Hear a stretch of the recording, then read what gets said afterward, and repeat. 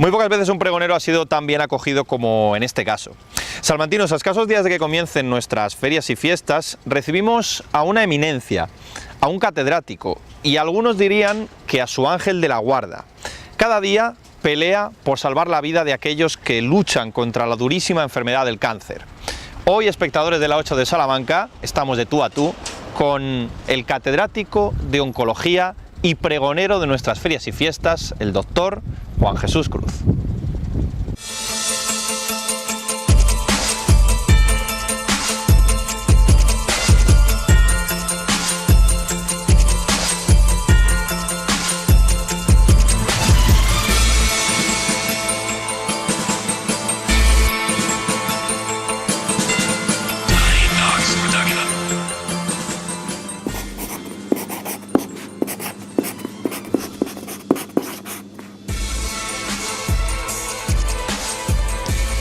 Muy buenas noches, hemos superado la decena de programas y nos presentamos en una semana muy especial, una semana en la que vamos a disfrutar mucho, en la que lo vamos a pasar muy bien. Tenemos 10 días por delante desde que la persona que tengo enfrente nos dé a todos la venia. Doctor Cruz, bienvenido. Muchas gracias, bienvenido y buenas noches a vosotros. Bueno, estamos aquí con el pregonero de las ferias y fiestas de Salamanca. Doctor, ¿se lo comunica al alcalde directamente? ¿Qué piensa en el momento que recibe esa llamada? Pues de verdad que fue una sensación de confusión y de emoción. Confuso porque yo francamente no pensaba que a mí me podían decir que fuera pregonero de la ciudad de Salamanca. Y luego de emoción porque entendí de alguna forma que es un honor que te hace la ciudad de Salamanca, es un favor que te hace la ciudad de Salamanca, que por los motivos que sea, pues te ha hecho un reconocimiento, y ser pregonero de esta ciudad con los que lo han sido antes y el reconocimiento de las personas que lo han sido antes, francamente me hizo dudar de decir que sí. Yo, que soy relativamente fácil y digo a casi todo que sí, sin embargo dudé y le dije al alcalde, lo voy a pensar, voy a hablar con mi mujer, tal. Y después, bueno, pues me explicó por qué lo querían hacer, que era un poco el reconocimiento al área biosanitaria de Salamanca, que era también un poco concretándola en el área de cáncer y en concreto en el servicio de oncología médica. Y bueno, en ese sentido, asumiendo un poco la representación de lo que puede significar la oncología en Salamanca, la representación de todos los profesionales, pues siempre pensamos quizás más en los médicos, enfermeras, celadores, auxiliares, y no lo digo por demagogia, es que es así. Si nuestro servicio funciona es porque todo el mundo funciona, y quizás son más importantes personas que pensamos que lo son menos y son las más importantes. Y bueno, en nombre de todos y en nombre también, y lo digo de verdad sin ningún tipo de demagogia, de los pacientes con cáncer, que muchas veces están soportando tratamientos, que están con las angustias y que algunos de ellos incluso están entrando en ensayos clínicos sabiendo que van a beneficiar a otras personas y no quizás a ellos, pues en nombre de todos. Sintió que los representaba a todos. En ese sentido lo he asumido, porque a título individual me parecía un poco, no lo sé, me da vergüenza ajena, digo de verdad. Pues estamos a muy poquitos días. Esta pregunta se la habrán hecho mucho. ¿Ya tiene escrito el pregón? Pues yo espero tenerlo rematado este fin de semana. Este fin de semana lo tengo ya escrito, pero así rematado para decir cómo lo voy a decir y cómo lo voy a hacer. Yo espero que viernes, sábado, domingo, para el lunes que empiece a trabajar, lo tenga hecho. Las líneas maestras, ¿nos puede explicar por encima de por dónde va a transcurrir su pregón? Así lo tenemos todavía un poco en primicia para el programa. Sí, no, pero que todavía puede que le dé cambios, con lo bueno, cual pero de momento, lo que hay en su cabeza. Que yo, la idea que tengo del pregón es reflejar un poquito lo que ha representado la ciudad de Salamanca para una serie de personas que vinimos a estudiar aquí. Y entonces yo diría 3 palabras fundamentales. La primera palabra, Salamanca ciudad de encuentro, en el cual una serie de gente, hace 40 años o 40 y tantos años que vinimos a estudiar a Salamanca, 40 años largos, que vinimos a estudiar a Salamanca, nos encontrábamos con personas de otros sitios, nos relacionábamos con personas incluso de otros países, porque era cuando las universidades no estaban tan encorsetadas, ¿no? Y venían aquí a Salamanca, yo me acuerdo de haciendo medicina, pues había 40 o 50 personas hispanoamericanas, 50 o 60 árabes. Había muchos del País Vasco, que en aquellos momentos, chavales vascos que estudiaban aquí con nosotros, porque no había medicina allí. Gente de Asturias, tal.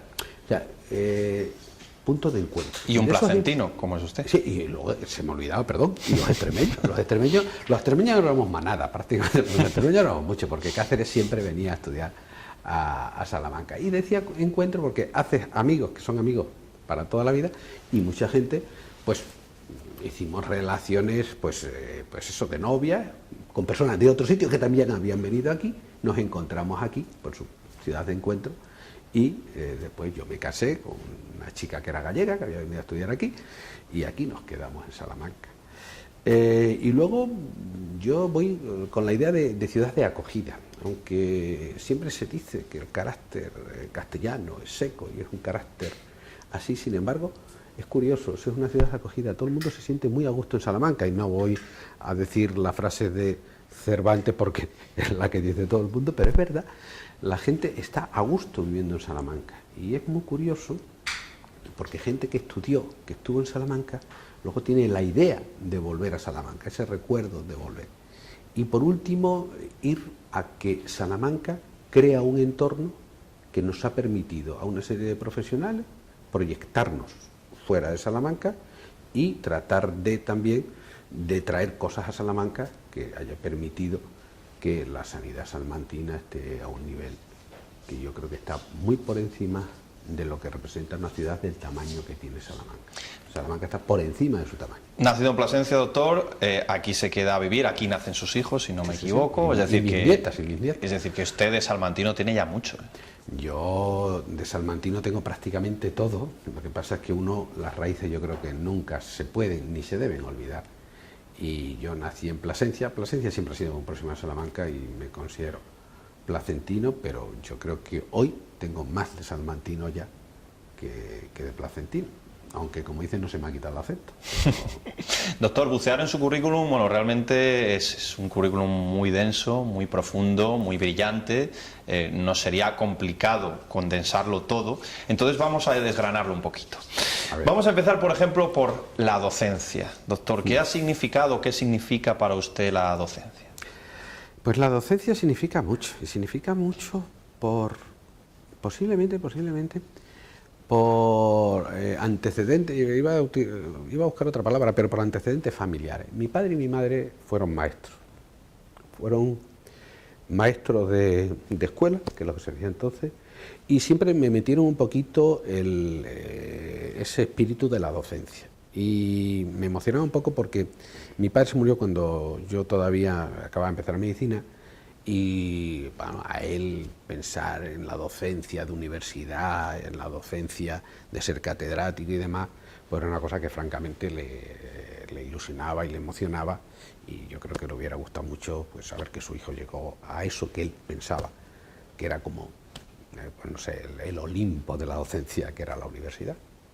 O sea que la docencia yo creo que es muy bonita, la docencia es muy gratificante, y quizás nosotros el problema que tenemos de docencia en el pregrado es que es docencia en la cual tienes relación con el alumno relativamente poco tiempo, y donde yo creo que puedes marcar más una impronta de docencia es en el posgrado, en los MIR, en los que están haciendo la especialidad. No obstante, empezando por ese camino, el de la docencia, nos explica ya un poco en la respuesta anterior cómo surge esa necesidad, no sé si necesidad o esa pulsión o esa inquietud por ser médico, y alcanza muy pronto la titularidad en la universidad.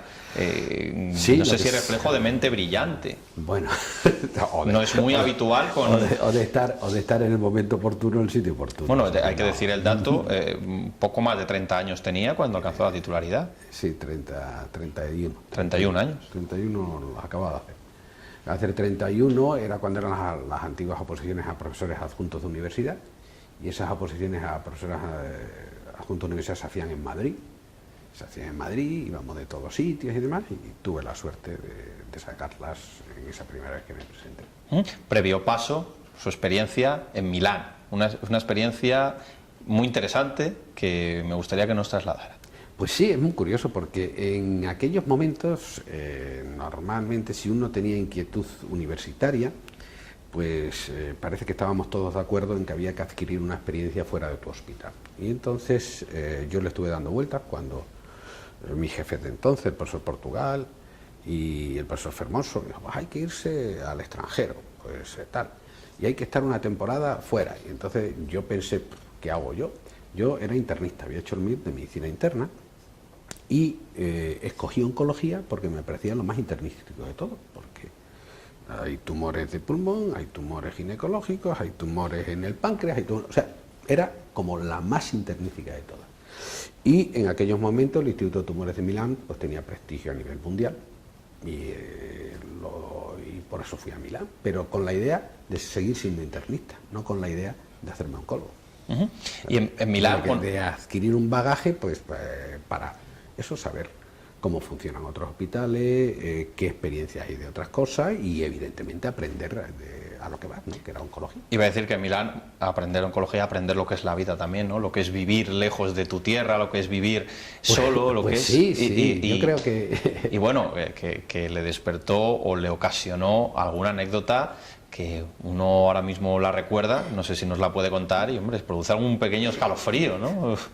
No, bueno, eso, una anécdota que yo en aquel momento no le da más importancia, después cuando te vas para casa por la noche y dices, coño, aquí ha podido pasar lo que algo. pudo pasar, ¿no? No, era una anécdota, era el año 81-82, estaban todavía las brigadas rojas en Italia en pleno apogeo, y yo iba con unos amigos extranjeros, porque uno era argentino, el otro era de Panamá y otro era italiano, a despedir a uno de ellos al aeropuerto.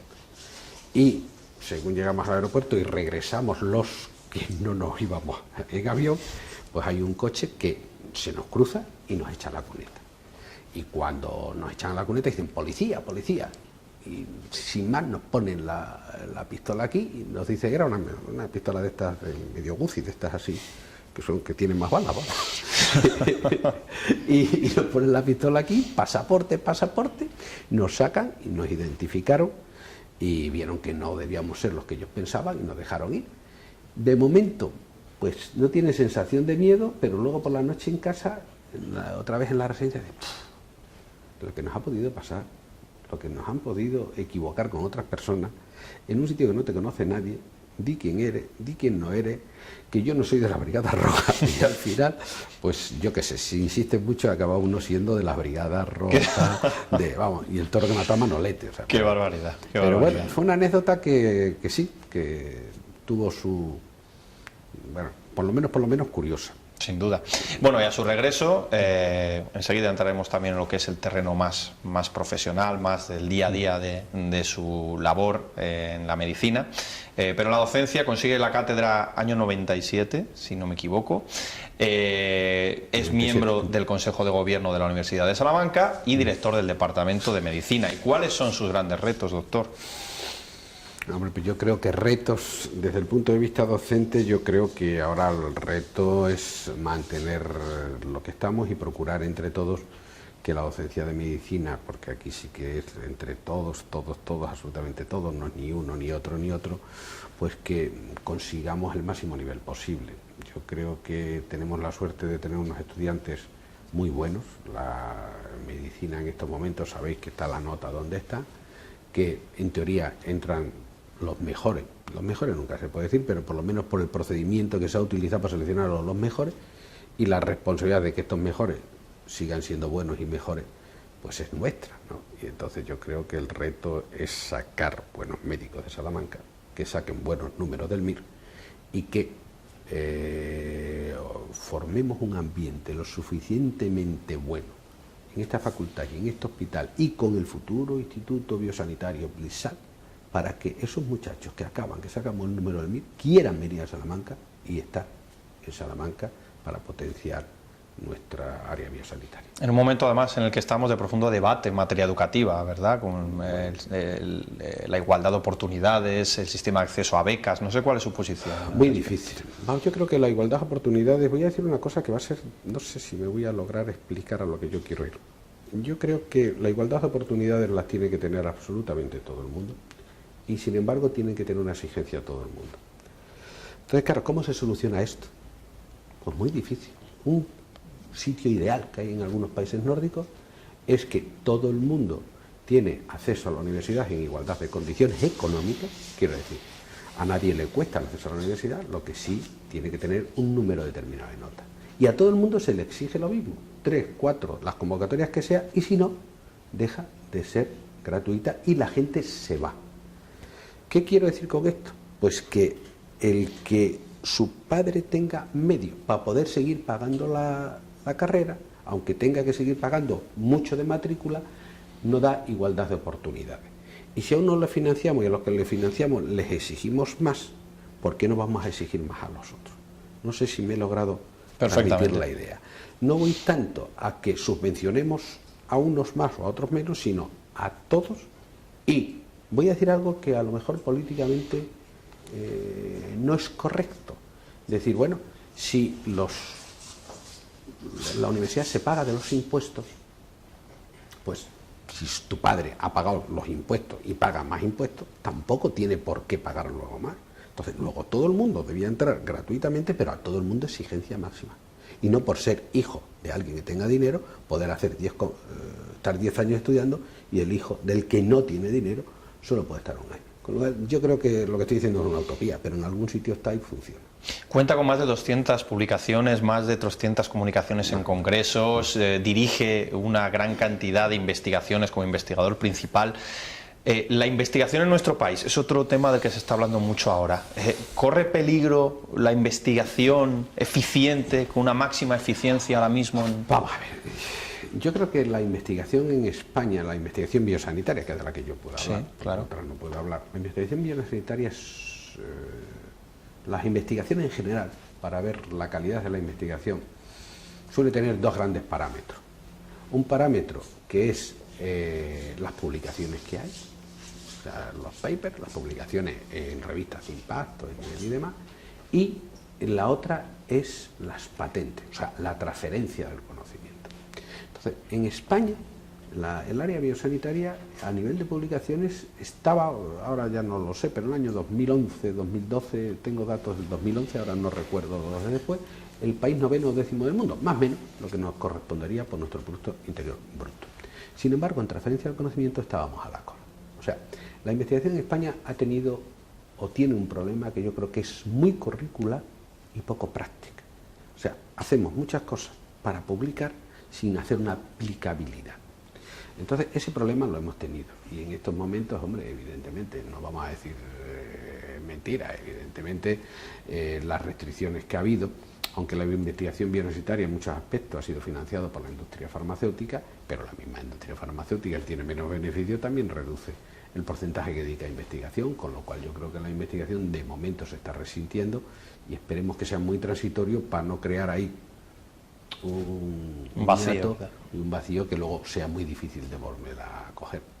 Doctor, estamos terminando esta primera parte y la vamos a terminar con un hilo, dejando un hilo en la conversación para la segunda parte que ahora iniciamos, terminando y cerrando con la docencia, donde pues hay que hablar de su máster para enfermos de oncología, de máster de cuidados paliativos, y ahí entramos ya en su especialidad, en la oncología. Con ese hilo lo dejamos y volvemos enseguida un instante para seguir hablando con el pregonero de nuestras fiestas, con el prestigioso doctor Cruz.